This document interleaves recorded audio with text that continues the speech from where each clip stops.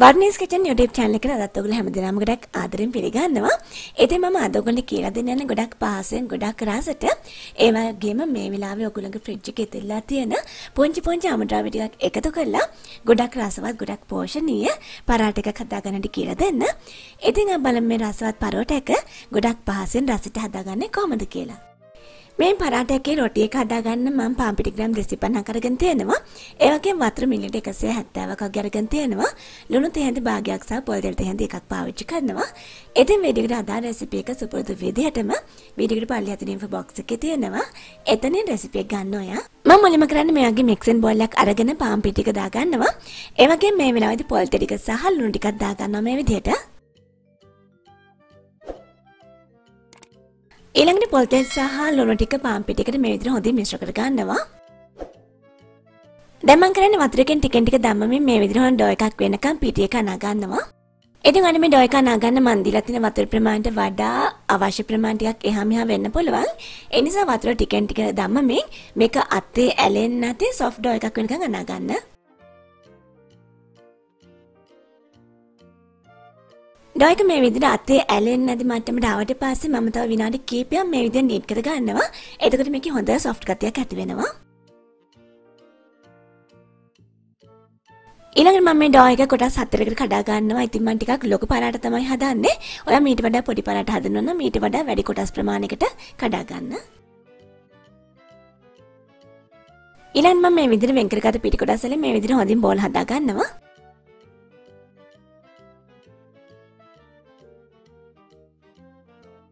දැන් මම මේ පිටි බෝල් ටික උඩින් මේ විදිහට කවර් කරලා විනාඩි 15ක් 20ක් විතර පැත්තකින් තියෙනවා. ඒ අතර මම මගේ ෆිලිං එක හදා ගන්නවා.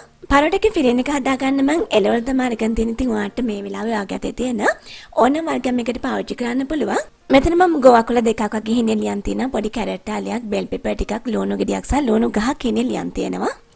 ඊට අමතරව කැරිමස් කුඩු තෙහෙඳි එකක් අරගෙන තියෙනවා. ගම්බෙස් කුඩු තෙහෙඳි භාගයක් අරන් තියෙනවා. රසය අනුව ලුණු පාවිච්චි කරන කහ කුඩු තෙහෙඳි කාලක් සහ කරි පවුඩර් තෙහෙඳි කාලක් පාවිච්චි කරනවා.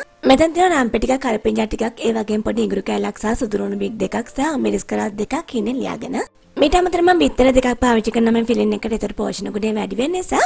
ඉතින් ඔයාලට මේ එලවල වර්ග නැත්නම් ලුණු සහ මේ තුනපා වර්ග එක්කලා බිත්තර විතරක්ම පාවිච්චි කරන්නත් පුළුවන්. මම මුලින්ම කරන්නේ මෙයාගේ පොට්ටයක් ලිපෙන් තියලා පොල් තෙල් තෙහෙඳි දෙකක් මේ විදිහට දාගන්නවා. තෙල් ටික හොඳින් රත් වුණාට පස්සේ මම මේකට ඉඟුරු සහ සුදුලුණු ටික දාලා චුට්ට වෙලාවක් බැදෙන්න ඉඩ හරිනවා. ඉඟුරු සුදුලුණු යාන්ත්‍රයෙන් බැදීගෙන එද්දී ඊළඟට මම මේකට රම්පේ කරපිංච ටික දානවා. ඒ ටිකත් යාන්ත්‍රයෙන් බැදෙන්න ඉඩ හරිනවා. දැන් මම මේකට ලුණු ටික දානවා. ලුණු ටිකක් දාලා හොඳින් මේ ඔක්කොම තෙම්පරාදු වෙන්න ඉඩ හරිනවා මේ විදිහට. ඒත් එක්ක මම මේකට අමු මිරිස් ටිකක් දානවා. දාලා හොඳින් මිශ්‍ර කරගෙනවා. මේ ටික හොඳින් තැඹුණාට පස්සේ මම තුනපා වර්ග ටික දා ගන්නවා මේ විදිහට. දාලා හොඳින් මිශ්‍ර කර ගන්නවා.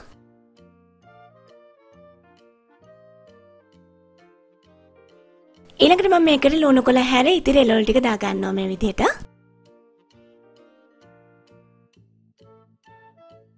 ඊළඟට එළවලු ටික ඔක්කොම ටෙම්පරාදුවත් එක්කලා මේ විදිහට හොඳින් මිශ්‍ර කරනවා. ඉතින් ඔයා අද නම් මගේ වීඩියෝ එකක් මුලින්ම බලන්න ඔයා ගොඩක් ආදරෙන් මගේ channel එකට පිළිගන්නවා. ඒ වගේම ඔයා මාව තවමත් subscribe කරලා නම් විතරක් මේ වීඩියෝ එකට පළවෙනි දේ රත් subscribe button එක සහ ඒ ළඟින්ම තියෙන පුංචි bell icon එක click කරන්න. එතකොට ඔයාට මගේ අලුත් වැදගත් වීඩියෝ මිස් නොවී අරබන්න පුළුවන්. එළවලු ටික හොඳින් තැඹුණාට පස්සේ මම ලුණු කොළ ටික දානවා. දාලා මේ විදිහට හොඳින් මිශ්‍ර කර ගන්නවා එළවලුත් එක්කලා.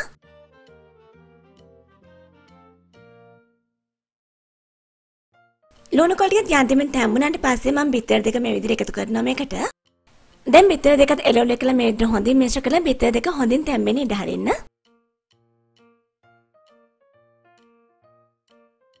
බිත්තර දෙකට හොඳින් බැදුණාට පස්සේ මම මේ මිශ්‍රණය ලිපෙන් ඉවත් කර ගන්නවා. දැන් මම යන්නේ පරාට ටික හදා ගන්න. මම මුලින්ම ලෑල්ලක් උඩින් මේ විදිහට පිටියක් ගහ ගන්නවා. ඊළඟට පිටි වලින් එක බෝලයක් අරගෙන මේ විදිහට ලෑල්ල උඩින් තියා ගන්නවා. පිටි බෝලේ හොඳින් පිටි වලින් ඩස්ට් කරගන්න. එතකොට අපි තුනී කරගන්න පහසු වෙනවා. ඊළඟට මම මේක ගොඩක් තුනී වෙන තුනී කරගන්නවා. මේක මම රවුමන් නෙමෙයි තුනී කරගන්නේ කොටු හැඩයට වෙන්න.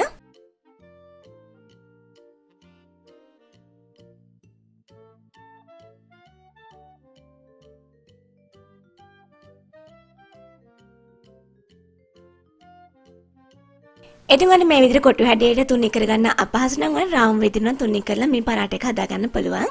අපි අර පරාට හැදුවා විදිහට.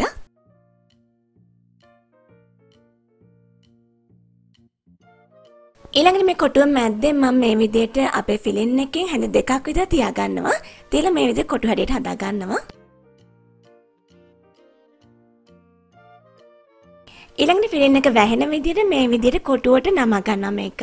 ඔයාලට පැහැදිලි පේනවා ඇති මම කරන්නේ කොහොමද කියලා.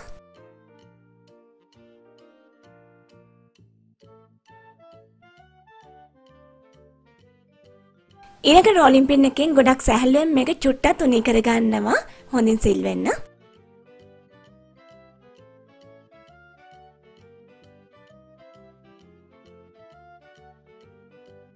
දැන් මම පරෝට එක පුච්ච ගන්න තැටි උඩින් මේ විදිහට බටර් කෑල්ලක් දා ගන්නවා. බටර් කෑල්ල හොඳින් දිය වුණාට පස්සේ මම පරාට එක මේ විදිහට දා ගන්නවා. ලිපේ කින්දර මධ්‍යම මට්ටමේ තියා ගන්න. අපිට පරෝට එක මේ විදිහට ස්පැචුලා එකකින් තද කරමින් ගොඩක් ලස්සන කොටු හැඩයට හදා ගන්න පුළුවන්. ඊළඟට මම මේක දෙපැත්ත හරවමින් හොඳින් පුච්ච ගන්නවා.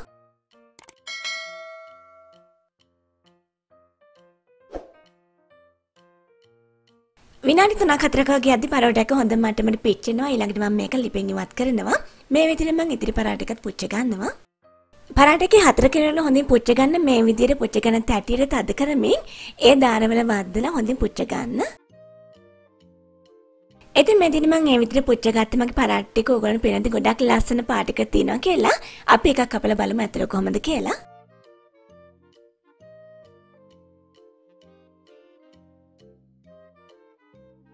ඉතින් ඔයාලට පේනවද ඇතුලේ ෆිලින් එක හරිම ලස්සනට තියෙනවා කියලා.